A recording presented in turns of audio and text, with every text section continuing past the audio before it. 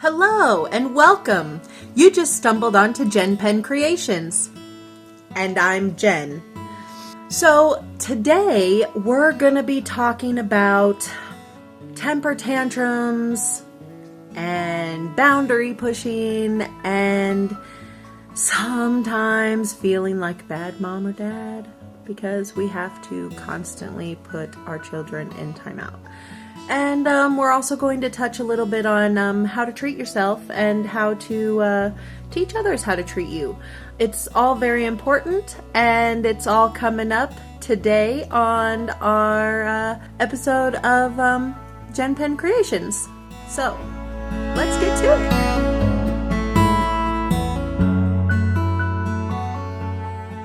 So, I figured you'd probably want to know a little bit more about me and what my channel is going to offer.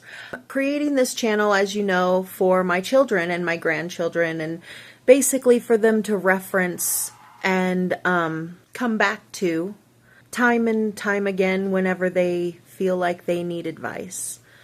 I actually watch my grandkids a whole lot, and I love it. I absolutely love watching them. I love spending all of my time with them. I watch my grandsons the most.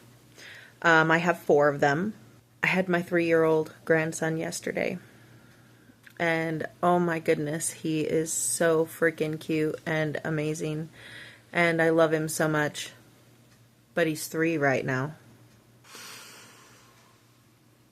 3 years old is one of those ages that is hard.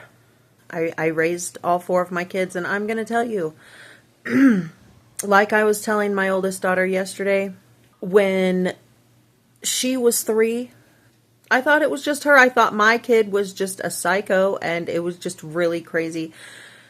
But then I had another one. She was just a psycho at 3 years old. All kids are crazy little psychos, selfish little beings at 3 years old. How do I explain it? It's not the terrible twos. So at 2 years old, a child learns the word no. Actually, my grandson is learning the word no at 9 months. So I can look at him and say, no. And he stops what he's doing, and he comes right back, and everything's cool.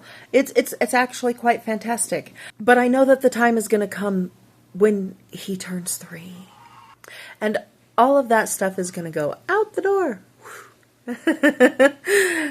Because between obviously the 9 to 10 month age and 3. A child is learning the word no and learning how to say the word no and how to stop doing things because, they were told no. And at 2, it seems like terrible twos because they learn what the word no means and they get sad about it. It's finally affecting their feelings. And that's why temper tantrums happen. But they usually still stop what they're doing. To throw that temper tantrum, actually. They stop doing what they were doing. Now, a 3-year-old, I'll tell you, they hear the word no, and they just keep doing it, and they just don't care, and they look at you, and they go, no. And do it anyway. They're testing a boundary. That's really all it is. You said no. Are you actually going to enforce that no? Are you going to enforce it? That's what they want to know. And they need to know this stuff so that they, know how to interact and evolve in their environment. This is a phase that every child has to go through. They need to because they have to know where they stand in this world. They have to push these boundaries. But you have to know how to enforce it. Because if you don't, you're going to have a selfish little terror because you're too scared to make them stay in timeout because it actually puts a lot of work on you. I know this. It sucks. I know. Timeout sucks. Timeout sucks for everybody. Timeout sucks for everybody involved. Like, timeout is supposed to suck. Okay? And I taught all my kids, timeout sucks. And I made them say it. Timeout sucks. Yeah, say it to me. Timeout sucks, right? It sucks. Because the more they say it, the more their brain understands that it sucks. Timeout is supposed to suck. You put them in timeout. Their face has to stay in the corner where they don't get to see anybody. They don't get to interact with anybody. The moment they're in timeout, they are invisible to the entire room. They're invisible to everybody around. Nobody's allowed to talk to them, and they are not allowed to talk to anybody. And their time doesn't start until they are quiet. And most kids like to yell and scream and holler and cry and manipulate. Oh, man, I've heard the whole, Mom, I wanna hug.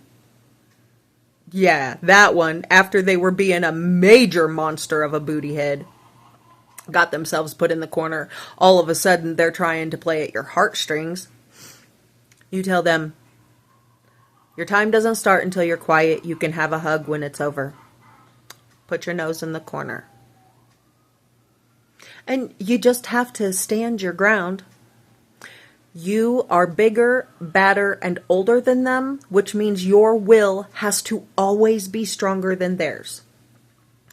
And you have to enforce your nose. Okay? You have to, especially at 3 years old. 3 years old is the boundary pushing age. That is where it's at.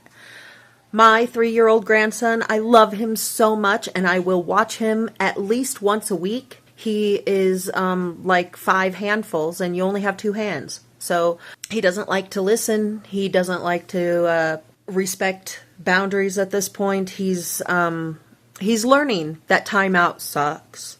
He was ready to go home yesterday. Let's just say he was ready to go home, because Grandma doesn't let him get away with anything. I mean, I know his mommy and daddy doesn't either, but he thought that he could come over and schmooze Grandma and just do whatever he wants and overstep boundaries and not listen to people. And it was a rough one, but it was fun.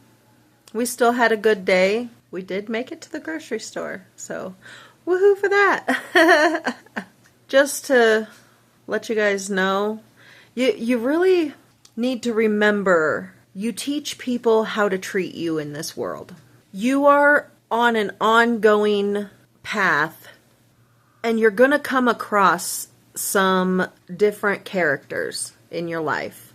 You need to know that you deserve love and respect in this world. And you deserve to be loved and respected by everybody in your life. From your parents, to your siblings, to your children, to your best friend, and including your spouse or significant other or whoever your partner is. Okay? That you teach people how to treat you. You teach all of these people how to treat you. With your children, it starts when they're 2 and 3 years old, when their brain is starting to understand what your words actually mean. That words have meaning. You don't just say them to say them, like they thought when they were like 9 and 10 months old. They thought that you just said words just to say them. You could say any word to them as long as it was in a good voice, and they would smile and laugh at you and give you big grins. And that's one of my favorite stages in life. I love it when they're like that. But when they start to really understand what you're saying, actually makes life way less frustrating, because then they can tell you what's wrong and stuff when they're crying. And it makes it a lot easier. But that's also when you need to start instilling the discipline and how you deserve to be treated. You don't deserve a 3-year-old screaming in your face, calling you names or demanding things from you, just not being any kind of nice at all. These kids need to learn how to treat people. And we are the ones who are trying to teach them that. So we have to teach them how to treat us. because that's how they're learning how to treat others. And if we allow these children to treat us in bad, poor manners and call us names and hit us, and just because they're little, it's okay that they slap us across the face. No, dude, that's not okay. No, it's not. You don't allow a 2-year-old to slap you in the face or kick you in the face when you're trying to change their shoes or anything. They're going to kick you and they're going to laugh about it and you're bleeding. I mean, I've experienced that. That is when you need to pick them up and you need to put them in the corner and tell them you have 2 minutes in the corner. Your time starts when you're quiet. And sometimes, okay, I'm going to tell you, timeout sucks. And it sucks for everybody, because sometimes you have to stand in the corner with them and hold them in the corner, because 2-year-olds don't like to stay in the corner, but they learn real fast that timeout sucks.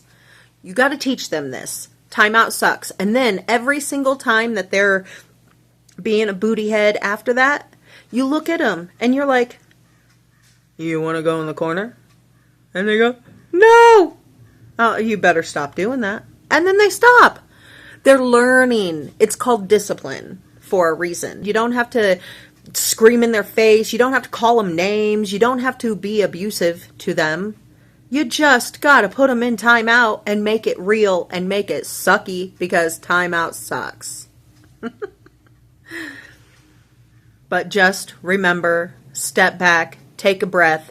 You're doing it for the good of this child, because no adults walk around treating other people like that. We're supposed to be raising adults here. And if you allow your child to act like that, you're allowing an adult to act like that.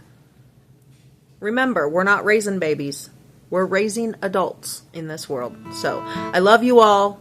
Do something relaxing and have a wonderful day.